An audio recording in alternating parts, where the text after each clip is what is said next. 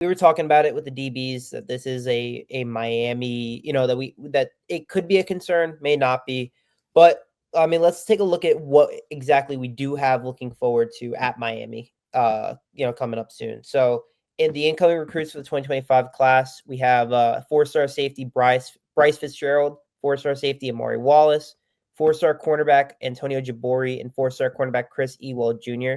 I mean, those are the four recruits that we have. It doesn't even include the returns and the transfers that we brought in. So again, I don't necessarily believe that we have much to worry about, but this is something to keep an eye on for the course of the recruiting cycle and for years to come. Yeah, absolutely. And just kind of get to the returns. We kind of briefly mentioned him earlier, but OJ Frederick was an absolute dog for the Miami secondary last year, one of the best true freshmen in the nation. And he had, at a certain point, I think the third lowest target rate amongst Power 5 corners. And that included Jezariah something from FSU from last year. And then Travis Hunter himself. So, like, you look at that, that's phenomenal company to be in. It's just kind of more of one of the unfortunate things is like, the guy across from him consistently, or the guys behind him and around him, weren't consistently living up to that level to kind of, help him shine a little bit more in terms of that, his ability. While also having bad DC play. Yes, that is also very true. But another thing that maybe some Canes fans should be looking at, Damari Brown, the junior cornerback, hurt all season after getting hurt against Miami or against UF with I believe it was some soft tissue issue, like a hammy kind of situation. I think he's fully healthy. He's ready to go. That's another guy I think that we're ready to go with. That should be playing in a decent. It should play a good depth role with the guys that we've brought in the transfer spot. Yeah, I think just bringing a guy back who's coming off injury, somebody who's kind of grown up in the program a little bit. Just anybody, just a little bit of consistency in terms of that DB room is always helpful. Hopefully, he can stay healthy this year and kind of make an impact, whether it's as a rotation, whether it's as potentially a starter, or in some spots. Like, I think that's just so important to have a guy who's been on the field, had experience to a degree, and come back healthy and strong. And then in terms of just some other guys. Jadaeus Richard coming off CJ injury last year. Keith Williams, more of like a rotational guy, and then Dylan Day, who primarily played on special teams, but he's only a sophomore, so we'll see if he can kind of grow into a role. But I think we kind of talked about it. Miami's big additions were through this transfer portal throughout the offseason. I mean, so many additions for guys who probably are going to be starters for this year. Jaden, who's one guy you're excited for? The guy I'm most excited for, I want to say because of what he's going to provide for not only this season, but in future seasons, is Ethan O'Connor, the redshirt sophomore from Washington State. And he's got 3 years left. He played all 12 games for Wazoo. He only allowed 32 catches. Oh, well, he was targeted quite a bit, but on 62 targets, 406 yards, 3 touchdowns.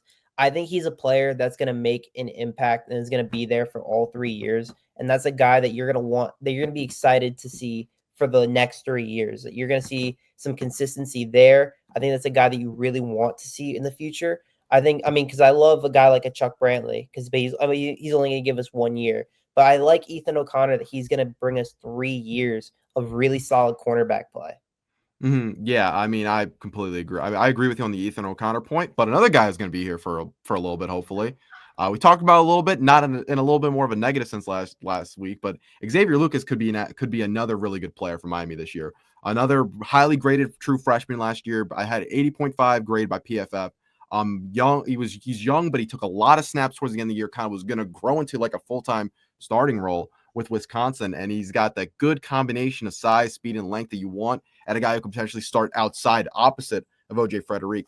And only 1 missed tackle as a freshman, which you think about the positions you're being put in, that is a pretty good way to kind of go into Miami, being a guy not only lock up the boundary, but help in the run, help when screen passes come.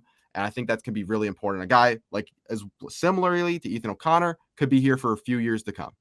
Yeah, and one thing that's really helpful about the Corey Heatherman system is his sheer amount of defensive backs that are going to be playing on the field at one point, and that will include a guy like Chuck Brantley is a nickel guy, but that is a guy that is going to be playing a lot because of the system that Miami is going to be introducing in the next season. And I love Chuck Brantley, what he did in Michigan State for those years were fantastic, and to get 1 year of what this guy can do is going to make an immediate impact defensively and can easily be one of our best corners for the season. I think that's a guy that we should really be looking at that, hey, can he make that impact right away? And if he can, that should lead to elite level passing defense that Heatherman had at Minnesota, that he was a part of at Maine, that he was a part of at JMU, that he was a part of at Rutgers. That's a guy that hopefully should be kind of a key leader in that locker room for Miami. Absolutely. I mean, just really important for the season. In terms of like the older guys, I mean, we mentioned Chuck Brantley, but there's the safety position. I think was also another one. Which of these two safeties that Miami brought in are you more excited for, Jacoby Thomas or Zachariah Poyser?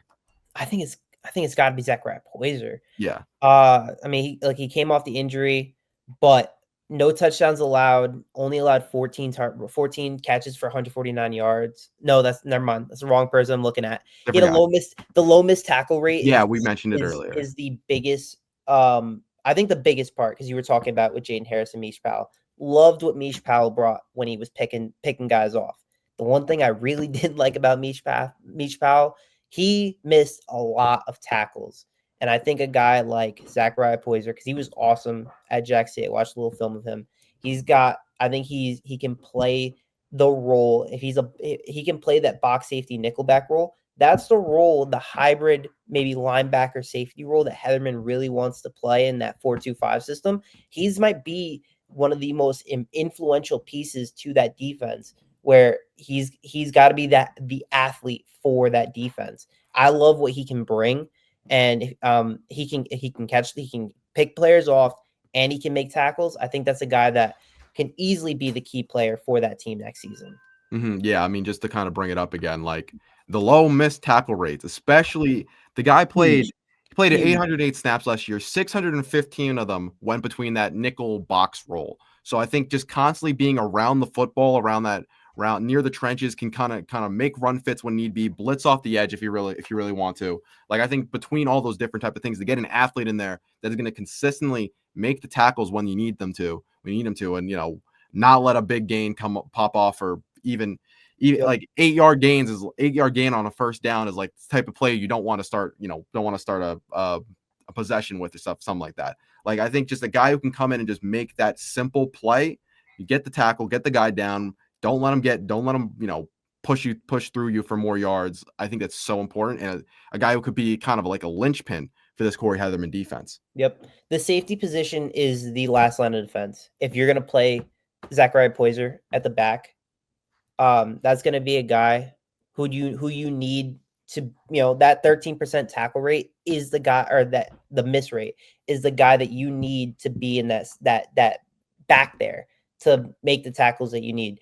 Mish Powell was great, coming over the top, being a ball hawk. Well, he missed a lot of tackles. Jaden Harris missed a lot of tackles. That's what Zachariah Poyser should be able to help. And I do think that, I mean, we've been talking about it at length that Miami's defense is going to be better. It's more of how much better are they really going to be, and how much better can that complement the Carson Beck offense that we don't know, still up in the air. Mm-hmm. We believe, though, that if Zachariah Poyser can be a guy, that the defense will do their job, make the offensive job easier.